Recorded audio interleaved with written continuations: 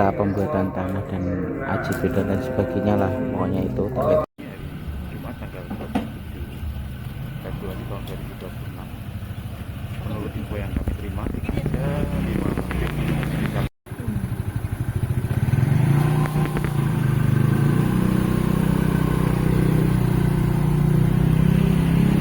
Mungkin tahu informasi ini Pak, ada penggeledahan dari KPK ini Pak? Ya, informasinya tadi saya dengar kan dicari sama kepala desa. Kebetulan saat itu saya masih tugas di BNI ngurusi administrasi desa juga gitu.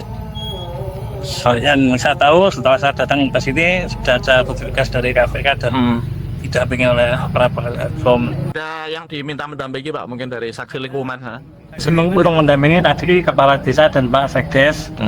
Ya, nah, saya sendiri kan baru datang tadi ya, akhirnya dicari tapi saya masih menjalankan tugas baru selesai 4:30 tadi. Informasinya sejak jam berapa Pak tadi Pak? Kurang lebih ya sebelum asar itu. Belum asar ya? Ketika Pak Inggi saya itu tadi sekitar pukul 5 ya 15. Ini yang bersangkutan juga pemilik rumah juga di situ ikut diperiksa apa seperti apa Pak? Tadi baru pasangannya Pak, informasi dari kepala desa baru pun tidak. Kalau Pak Reza sendiri itu di dalam tuh? Informasinya langsung tugas di luar dulu.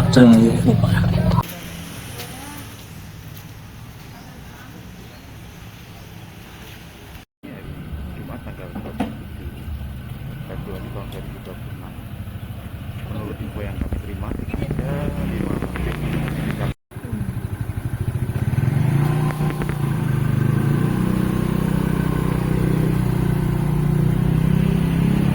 Komisi Pemberantasan Korupsi menelusuri dugaan aliran fee proyek kepada Bupati Pati Nonaktif Sudewo. Dugaan ini mencuat dalam penyidikan kasus korupsi pembangunan dan pemeliharaan jalur kereta api di lingkungan Direktorat Jenderal Perkeretaapian Jawa Timur tahun 2021 hingga ke 2022.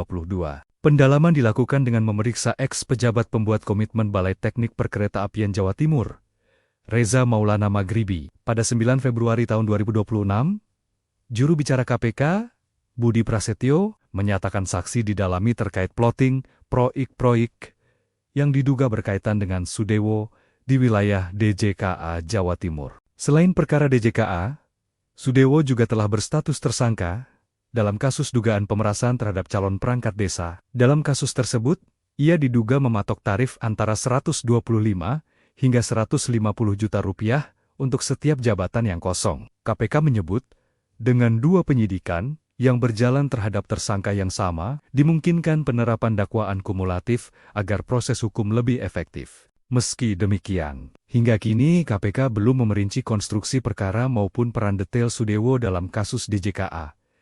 Penetapan tersangka disebut berdasarkan fakta yang terungkap dalam persidangan perkara korupsi tersebut. 2. Peristiwa tersebut merupakan bentuk pelanggaran komitmen Mahkamah Agung dalam mewujudkan zero tolerance atas segala bentuk pelayanan pengadilan. Terlebih dilakukan beberapa saat setelah para hakim menikmati kenaikan tunjangan hakim yang merupakan wujud bentuk dukungan pemerintah dalam meningkatkan kesejahteraan dan independensi hakim. Ketiga, dalam kesempatan ini disampaikan Ketua Mahkamah Agung RI mendukung segala bentuk langkah Komisi Pemberantasan Korupsi dalam memproses dan mengungkap dugaan tindak pidana korupsi di Pengadilan Depok dengan tetap menjunjung asas praduga tidak bersalah. Tentang penangkapan dan penahanan pada hakim dengan adanya Undang-Undang Nomor 20 2025 tentang KUHP, maka telah diatur secara tegas dalam pasal 95, 98 dan 101 KUHP baru bahwa penangkapan dan penahanan terhadap hakim harus mendapat izin dari Ketua Mahkamah Agung. 4. Walaupun terdapat ketentuan yang mensyaratkan izin Ketua Mahkamah Agung dalam penangkapan dan penahanan terhadap hakim, Ketua Mahkamah Agung berkomitmen tidak akan menghalangi dan akan segera mengeluarkan izin penangkapan apabila ada hakim yang melakukan tindak pidana. Harus dilakukan penangkapan. Terhadap izin penahanan sebagaimana ditentukan dalam pasal 101 KUHP, Ketua Mahkamah Agung telah menandatangani segera setelah permohonan izin penahanan terhadap hakim dalam perkara di PN Depok diajukan oleh penyidik KPK. Sebagaimana komitmen menjaga kehormatan dan marwah Mahkamah Agung. Maka Mahkamah Agung tidak akan memberikan bantuan kepada yang bersangkutan atau memberi advokasi kepada yang bersangkutan. Kelima, Mahkamah Agung juga mengucapkan terima kasih kepada KPK.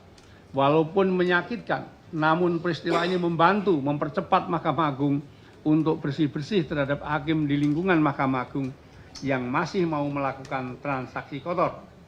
Sehingga diharapkan nantinya benar-benar tersisa hakim yang memiliki komitmen anti-judicial corruption, selalu menjaga integritas, harkat, dan martabat hakim. 6. Sudah banyak kebijakan Ketua Mahkamah Agung menutup setiap lubang adanya judicial corruption di Mahkamah Agung dan badan peradilan di bawahnya, dari kebijakan smart majelis, profiling yang sangat ketat dalam promosi pimpinan pengadilan, pembentukan Satgasus, pengawasan inten dari Bawas dan pimpinan pengadilan tinggi di seluruh Indonesia untuk menghindari interaksi antara pihak pencari keadilan dengan hakim dan aparatur pengadilan. Telah dibuat kebijakan pelayanan terpadu satu pintu di pengadilan. Walaupun sudah banyak upaya pencegahan dilakukan, masih ada hakim dan para aparatur pengadilan yang tergoda dan tidak menjaga dirinya maupun institusi Mahkamah Agung. 7. Selanjutnya Ketua Mahkamah Agung akan memberhentikan sementara hakim dan aparatur pengadilan negeri Depok yang tertangkap tangan tersebut. Terhadap hakim, maka Mahkamah Agung secepatnya akan mengajukan surat usul pemberhentian sementara kepada Presiden RI. Apabila nanti berdasarkan putusan pengadilan yang telah berkekuatan hukum tetap dinyatakan terbukti bersalah, maka yang bersangkutan akan diberhentikan dengan tidak hormat sebagai hakim oleh Presiden atas usul Ketua Mahkamah Agung. Begitu juga dengan aparatur pengadilan negeri Depok yang terbukti bersalah, maka akan diberhentikan oleh pembina kepegawaian Mahkamah Agung, dalam hal ini Sekretaris Mahkamah Agung.